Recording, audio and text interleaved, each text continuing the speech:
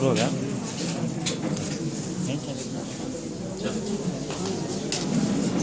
انگلش میڈیم تیلگو میڈیم اسٹوڈنٹ لیکچرارز پرنسپل سر اور اسٹاف اور ذمہ داران السلام علیکم ورحمۃ اللہ وبرکاتہ. گڈ مارننگ. آزاد کی کہانی آزاد کی زبانی. السلام علیکم ورحمۃ اللہ وبرکاتہ. میں مولانا ابوالکلام آزاد آپ سے مخاطب ہوں. ادھر کچھ سال سے میری یاد میں میری یوم پیدائش کو قوم یومی تعلیم کے طور پر ہندوستان اور دنیا کے دیگر ممالک میں تقاریب کا اہتمام کیا جا رہا ہے.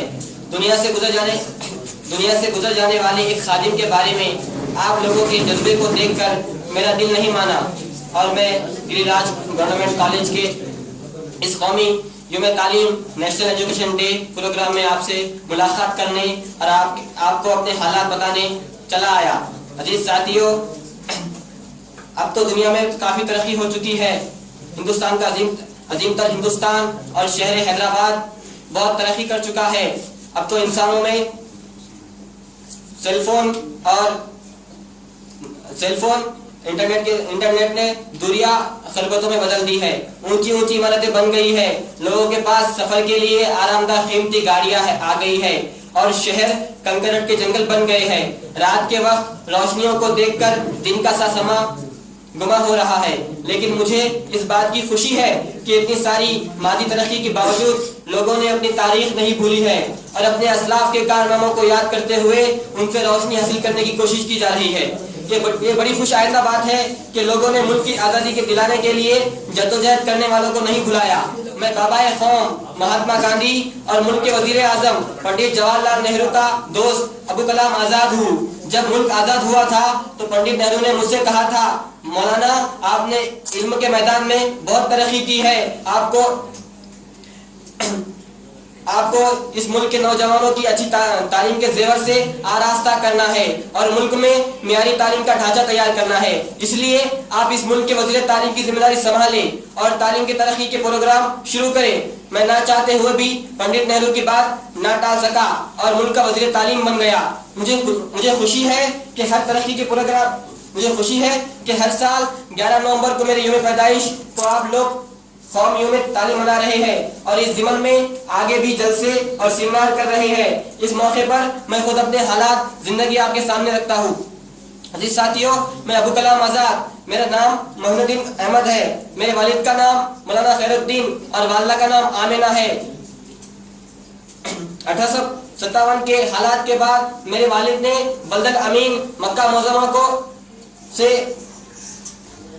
نقل مکانی کی. میری پیدائش 11 نومبر 1888 کو مسلمانوں کے مقدس شہر مکہ معظمہ میں ہوئی.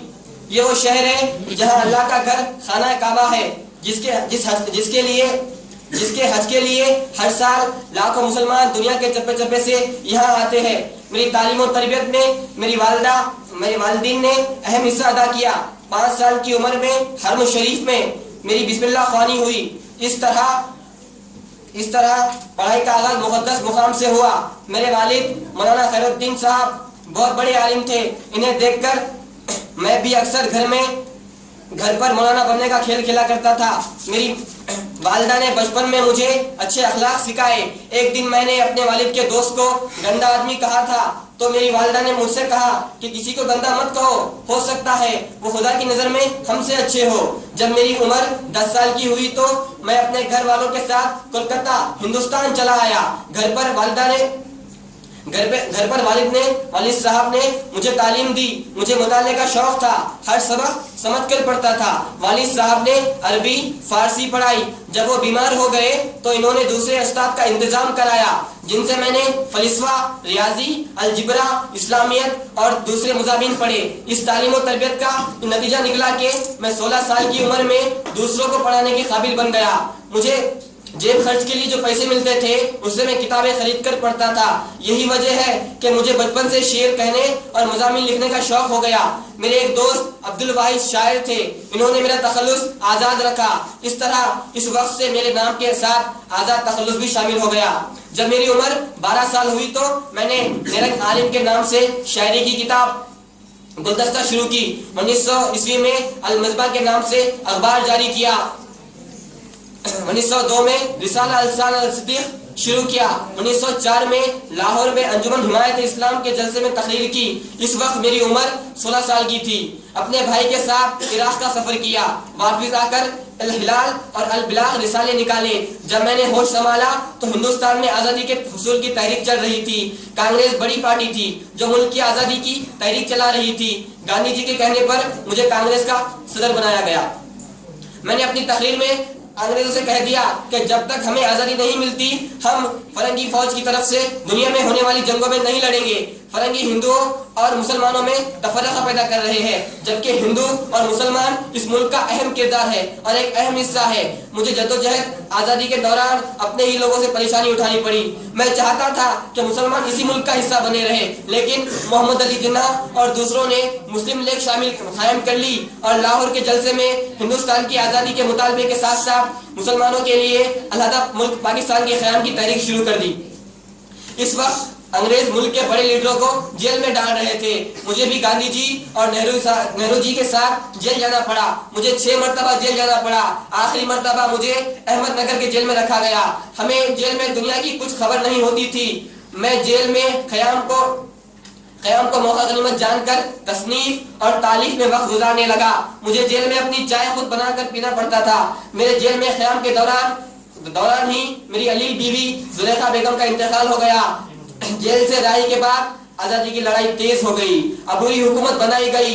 15 जनवरी 1947 को मुझे वजीर तालीम बनाया गया ताकि हिंदुस्तान में तालीम के शोबों में नई तब्दीलियां ला सके। मैं आखिरी वक्त तक मुल्क की तकसीम का मुखालिफ रहा, लेकिन कांग्रेस और मुस्लिम लीग में कुछ ऐसे कायद थे जिन्होंने मुल्क की तकसीम को मान लिया। 15 अगस्त 1947 को हिंदुस्तान आजाद हुआ, लेकिन मुल्क तकसीम हो गया, जिसका मुझे अफसोस रहा। दिल्ली की जामा मस्जिद में मुसलमानों से तकरीर करते हुए मैंने कहा कि पाकिस्तान जाने वालों, गौर करो, ये हिजरत नहीं फरार है। अपने वतन को छोड़कर कहां जा रहे हो? ये मुल्क हमारा है। इस मुल्क के लिए हमने कितनी कुर्बानियां दी है। आने वाले हालात से मत डरो। मेरे हौसले दिलाने से बहुत से मुसलमान मुल्क छोड़कर जाने से रुक गए। आजादी के बाद मुल्क में बदतरीन हिंदू मुस्लिम फसाद हुए, जिन्हें रोकने के लिए गांधी जी ने व्रत रखा। मैंने इन्हें यकीन दिलाया कि अब और लड़ाई नहीं होगी। तब मेरे हाथ से शरबत पीकर गांधी जी ने व्रत खत्म किया। मेरी जिंदगी का सबसे तकलीफा दिन वो है 30 जनवरी 1938 का रहा है, जब एक दरिंदा सफर इंसान ने मुल्क के आजादी दिलाने वाले इंसान को अपनी दरंगी का निशाना बनाया और इन्हें गोली मारकर शहीद कर दिया। मुल्क को आजादी दिलाने वाले का ये अंजाम शायद हिंदुस्तान की तारीख को यही मंजूर था। गांधी जी ने अदम तशद्दुद की लड़ाई के जरिए जिस तरह हिंदुस्तान को आजादी दिलाई, यह हर जमाने में हुसूल मकसद के लिए एक पुरअमन तरीकाकार है। अब हमें मुल्क को तरक्की देने के लिए आगे की तरफ देखना था। मुल्क के पहले वजीर आजम पंडित जवाहरलाल नेहरू अपनी काबिलियत से हिंदुस्तान को तरक्की की राह पर डालना शुरू किया। 5 साला मंसूबा पर अमल आवरी से मुख्तलिफ शोबों में हिंदुस्तान की तरक्की होती रही। मैंने 22 फरवरी 1958 तक यह बहासियत वजीर तालीम 11 साल खिदमत पेश किए। 1952 में रामपुर से और 1957 में हरियाणा के गढ़गांव से पार्लियामेंट के लिए मुंतखब हुआ। मैं पार्लियामेंट में कांग्रेस का डिप्टी लीडर और वजीर आजम का मशीर रहा। मैंने तालीम को तरक्की देने के लिए डॉक्टर तारा चंद हिमायूं कबीर और डॉक्टर गुलाम असदीस जैसे माहिरीन तालीम की खिदमत हासिल किए। मेरे दौर में बच्चों के लिए बुनियादी तालीम को लाजिमी करार दिया गया। सेकेंडरी स्कूल खोले गए, उस्ताद की तखरात अमल में लाए गए, माजूर बच्चों को खुसूसी तालीम दी गई। आला तालीम के फरोग के लिए यूनिवर्सिटी ग्रांट्स कमीशन कायम हुआ। आर्ट्स, साइंस और टेक्निकी तालीम पर तोजा दी गई। एकेडमिया कायम हुए और मुल्क तालीमी तरक्की हासिल करता गया। आज मैं देख रहा हूँ कि हिंदुस्तान में तालीम के शोबे में काफी तरक्की हुई और वो सारी दुनिया में अपनी मेयारी तालीम के सबब पसंद किया जा रहा है। खुदा ने मुझसे तस्नीफ और तालीफ का काम लिया। तर्जुमाने कुरान के नाम से कुरान की तफसीर 18 पारों का काम मुझसे हुआ। मैं चाहता हूँ कि कोई इस काम को पाए तकमील तक पहुँचाए। मैंने जेल से जो खत हबीबुल रहमान शेरवानी लिखे थे, शेरवानी को जो लिखा था, उनकी अहमियत पेश नजर गबार खातिर के नाम से शुआए हुए। मैंने एक किताब इंडिया विंस फ्रीडम लिखी है, जिसके 30 सफ़ा सफा मेरे वसीयत के मुताबिक मेरी इस दुनिया से गुजरने के 30 साल बाद 1988 को खोले गए, जिसमें हिंदुस्तान ने उर्दू को सरकारी जबान बनाने की कोशिश की। बहरहाल ये मेरी जिंदगी का कुछ हालात थे। यह दुनिया की एक अटल हकीकत है, जो आता है उसे जाना जरूर होता है।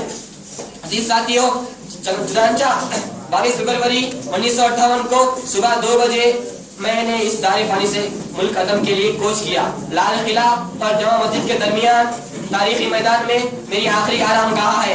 आज मुल्क 21वीं सदी में दाखिल हो गया और लोग नई जिंदगी से अहम होने के तकाज़ों को तकमील लगे हुए हैं। ऐसे में हर साल मेरे यौम पैदाइश पर मेरी याद मनाई जा रही है, तो मैंने सोचा कि चलो चलकर लोगों से बात करते हैं। मेरी आप लोगों से यही ख्वाहिश है कि लोग अपने लिए सब तो जीते हैं, हमें ऐसे काम करने हैं जिनसे दूसरों को फायदा पहुंचे।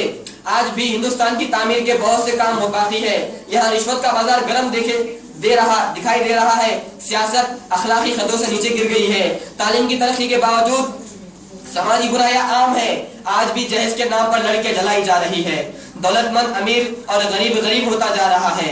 वक्त की कदर करना और डिसिप्लिन से जिंदगी गुजारना जरूरी है। दुनिया की हर फिक्र और फलिस्फा अपने अंदर कमी रखता है। सिर्फ अल्लाह का दिया हुआ दीन है लोगों की तरक्की का कामयाबी ज़ामन है। मज़हब इस्लाम की तालीमात क़यामत तक लोगों की दुनिया और आखिरत की भलाई की ज़ामिन है। इसलिए आप लोगों इस्लामी इक़्तिदार को आम करने की फिक्र करें, खुद भी इस्लाम पर चले और दूसरों को भी इसकी दावत दे। मुझे उम्मीद है कि हिंदुस्तान के हर बड़े शहर से कई आज़ाद पैदा होंगे और मुल्क को नई रोशनी फराहम करेंगे। अगर आपने याद किया तो इंशाअल्लाह अगले साल भी आऊंगा और आपके साथ मिलकर बैठकर बात करूंगा। दियारे इश्क में अपना मुकाम पैदा कर, दियारे इश्क में अपना मुकाम पैदा कर, नया जमाना नई सुबह शाम पैदा कर। खुदा अगर गिरेश फितरत शनास दे तुझको, सुकूत लाला और गुल से कलाम पैदा कर। उठाना शीशा गिराना फरंग के एहसान, सफाले हिंद से मेना और जाम पैदा कर। मैं शाह ताक हूँ, मेरी गजल है मेरा समर, मेरे समर से मैं लालो फाम पैदा कर। मेरा तारीखी अमीरी नहीं गरीबी है, खुदी ना बेच गरीबी में नाम पैदा कर। कलेजों को हिलाकर जा रहा हूँ, कलेजों को हिलाकर जा रहा हूँ, तकरीर अपनी सुनाकर जा रहा हूँ। मेरे आने से दुनिया खुश थी लेकिन जमाने को रुला कर जा रहा हूँ। मैं गिरा इस जमाने में तेरी अजमत बढ़ा कर जा रहा हूँ। हवादस को पसीने आ रहे हैं, इधर मैं मुस्कुराते जा रहा हूँ। मोहब्बत की अंधेरी रह गुजर में चिराग दिल जला कर जा रहा हूँ।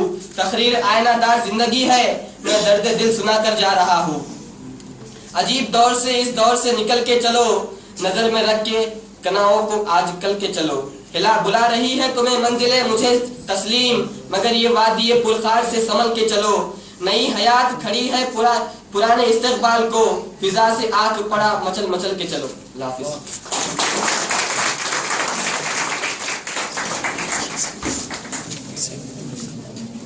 ये थे तौसीफ रहबर।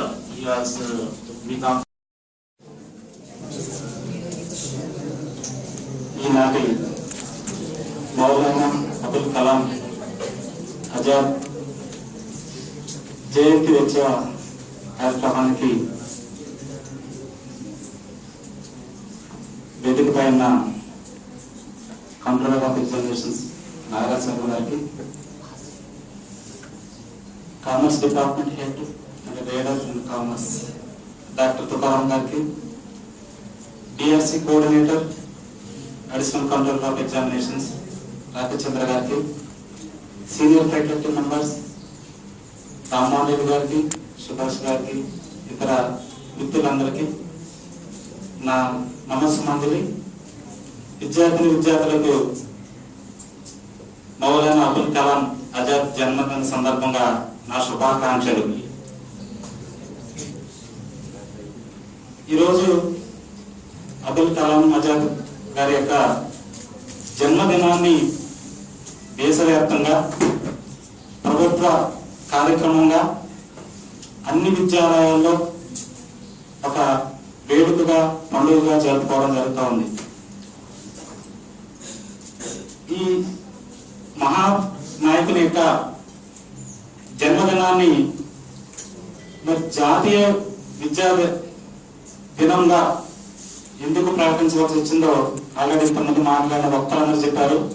ఆయన గురించి ఇక నేను ఎక్కువగా మాట్లాడడం అంత మంచిగా ఉండదని, ఆయన విద్యారంగానికి చేసిన సేవకు ప్రతిఫలంగా ప్రభుత్వం ఈ రోజుని జాతీయ విద్యా దినోత్సవంగా ప్రకటించడానికి ఇంతకుముందు మనం ఒక్కరేక ఉపన్యాసాల్లో విన్నాం. విద్యారంగానికి ఆయన చేసిన సేవలు ఏంటి, ఏ విధంగా మొట్టమొదటిగా విద్యామంత్రిగా కేంద్ర స్థాయిలో ఆయన తీసుకున్న నిర్ణయాలు ఏమున్నాయి, వాటి యొక్క ఫలితాలు మనం ఏం అనుభవిస్తున్నాం అనే విషయాల మీద నేను 2 మాటలు మీకు చెప్పాలని ఆశపడుతున్నాను. మరి విద్యా మంత్రిగా కేంద్ర స్థాయిలో ఆయన తీసుకున్న నిర్ణయాల్లో కొన్నింటిని చాలా వరకు ఈ రోజు మనం ఇక్కడ కూర్చుని అనుభవిస్తున్నాం. దాంట్లో మొదటి 1951లో ఆయన ఇండియన్ ఇన్స్టిట్యూట్ ఆఫ్ టెక్నాలజీ అనే ఇన్స్టిట్యూషన్ ని ఢిల్లీలో మొట్టమొదటిసారిగా ఆయన ఎడ్యుకేషన్ మినిస్టర్ ఉన్నప్పుడు ప్రారంభించారు. ఆ ఇండియన్ ఇన్స్టిట్యూట్ ఆఫ్ టెక్నాలజీ అభివృద్ధి చెంది ఈ రోజు మనం ఉపయోగిస్తున్న సెల్ ఫోన్ కానివ్వండి, ఇక్కడ వాడుతున్న ఈ మైకులు కానివ్వండి, ఈ టెక్నాలజీ సంబంధించిన ప్రతి ఇది కూడా ఆయన యొక్క భిక్షే. ఆ రోజు ఆయన 51లోనే ఇండియన్ ఇన్స్టిట్యూట్ ఆఫ్ టెక్నాలజీ ప్రారంభించకపోతే ఈ రోజు సైన్స్ అండ్ టెక్నాలజీ ఈ స్థాయిలో అభివృద్ధి చెందేది కాదేమో, ఈ రోజు ఈ విధంగా మనం ఉపయోగించే వాళ్ళం కాదేమో. అంటే ఈవేళ మనం అనుభవిస్తున్నా మనం ఉపయోగిస్తున్న ఈ టెక్నాలజీ సంబంధించిన ప్రతి అంశం కూడా బేస్ అవ్వదంటే అబ్దుల్ కలాం ఆజాద్ గారిది.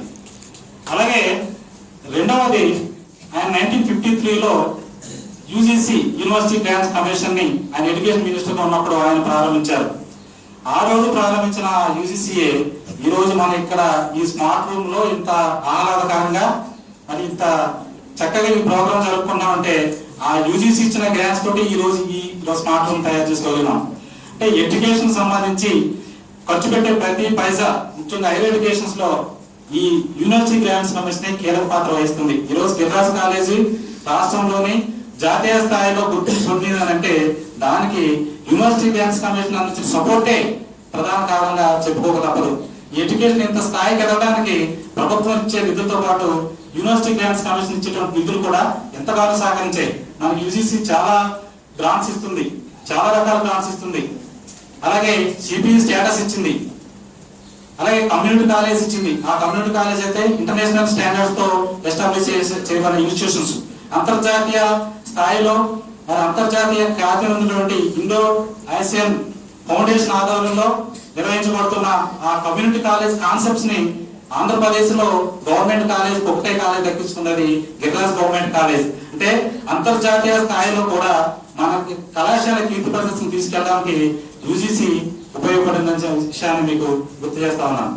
అంటే ఎడ్యుకేషన్ ఇన్స్టిట్యూషన్స్ ఎస్టాబ్లిష్ చేసిన తర్వాత దానికి కావాల్సిన మౌలిక సదుపాయాలు, వసతులు, అలాగే అందులో ఏవైతే ఇన్ఫ్రాస్ట్రక్చర్ ఫెసిలిటీస్ అన్నీ ఉన్నాయో యూజీసీ ద్వారా ఈ రోజు అందుకుంటున్నాం మనం.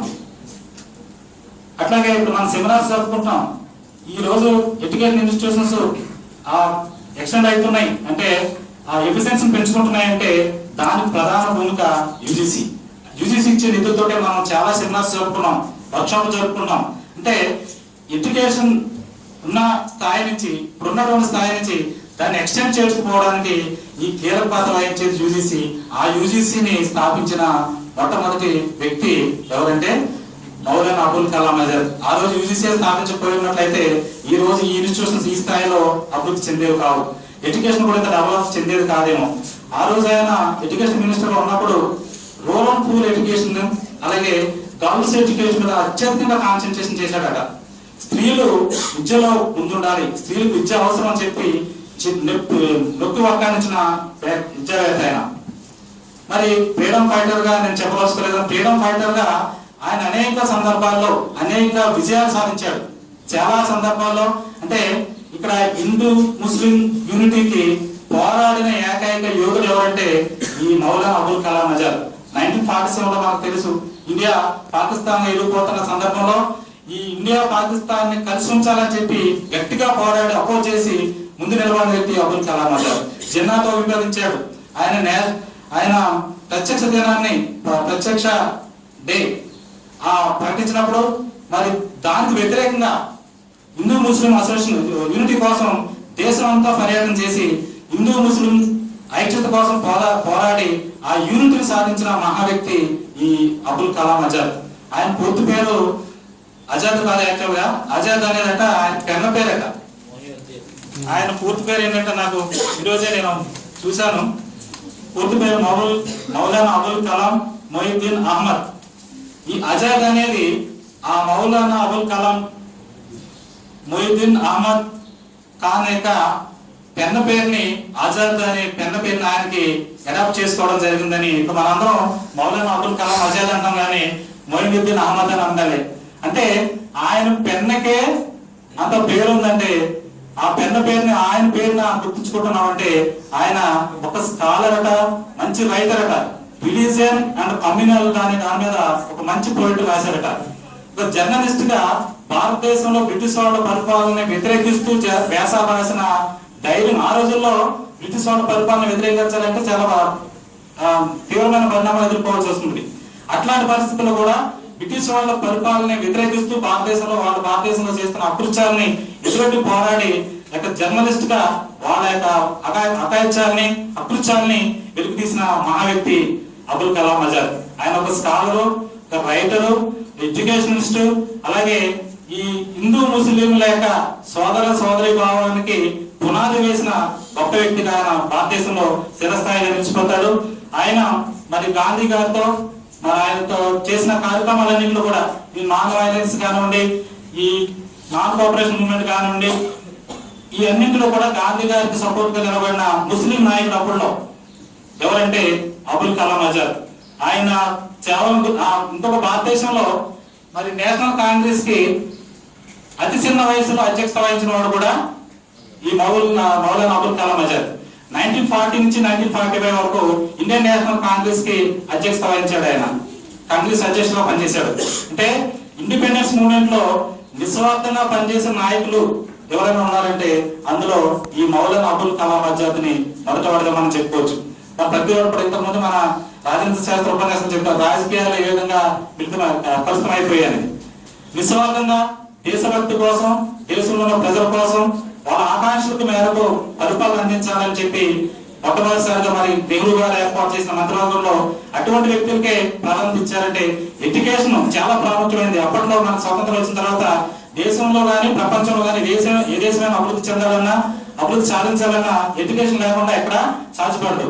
అంత ఇంపార్టెంట్ ఉన్నటువంటి ఆ శాఖకు మన మౌలానా అబుల్ కలాం ఆజాద్ ని మరి మంత్రిగా నియమించారంటే ఈ దేశానికి అభివృద్ధికి పునాది వేయగలడు ఈ వ్యక్తి అయితే అనేటువంటి దృక్పథంతో మరి నెహ్రూ గారు వీరికి విద్యామంత్రి పదవి ఇచ్చి ఉండొచ్చు.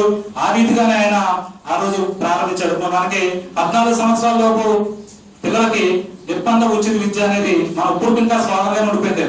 దానికి ఆ స్లోగన్ ఇచ్చింది ఎవరంటే మౌలానా అబుల్ కలాం ఆజాద్. ఆ రోజునే ఆయన ఈ 14 సంవత్సరాల లోపు ఉన్న పిల్లలందరికీ ఉచిత నిర్బంధ విద్య ఇవ్వాలని చెప్పి 1951 లో ఆయన ప్రపోజ్ చేయడం జరిగింది. అది ఇంకా నడుస్తూనే ఉంది. మన స్వతంత్రం వచ్చింది, చాలా దశాబ్దాలు గడిచినాయి, ఇంకా ఎడ్యుకేషన్ మీద మనం ఇంకా పోరాడుతున్నాం. 100% ఎడ్యుకేషన్ సాధించలేకపోయాం. మరి ఎడ్యుకేషన్ అనేది ఎంత ప్రాధాన్యతో మనకు తెలుసు ఆల్రెడీ. ఈ రోజు మనం ఎదుర్కొన్న సమస్యలన్నిటికీ కూడా ఈ లేక్ ఆఫ్ ఎడ్యుకేషన్ ప్రధాన కారణం. అనేక సమస్యలు మనం సతమతమవుతున్నాం. ప్రధాన సమస్య మనకు తెలుసు.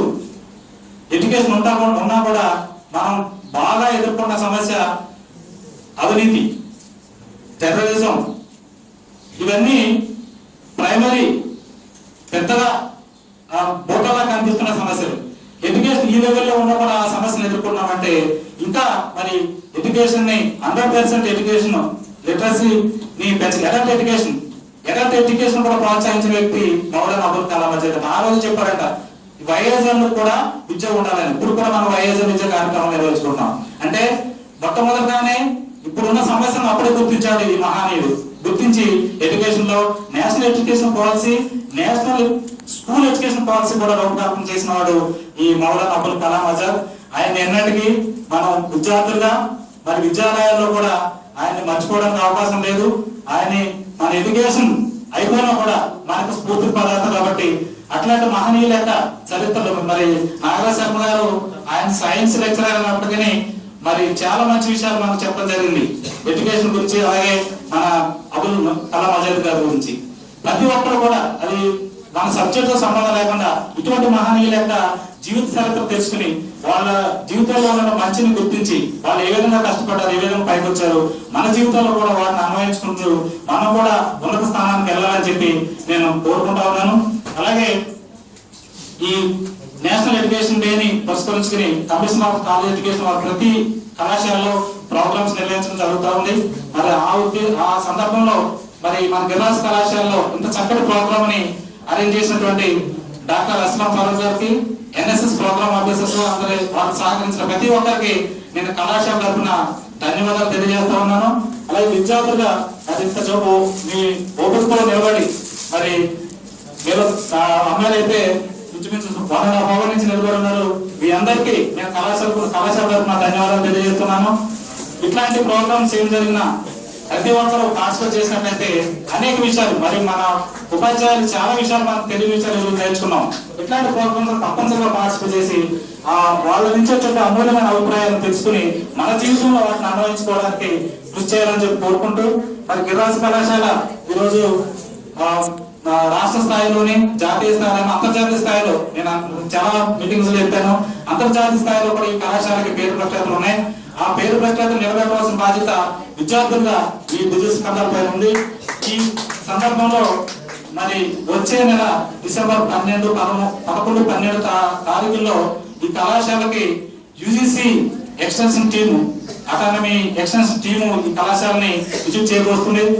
దాంట్లో మరి వాళ్ళు ఇక్కడ కాలేజీలో ఉన్న సౌకర్యాలు, ఇక్కడ ఉన్న విద్యార్థులు, అలాగే ఉపాధ్యాయులు వీళ్ళందరితో కూడా ఇంటాక్ట్ కావడం జరుగుతుంది.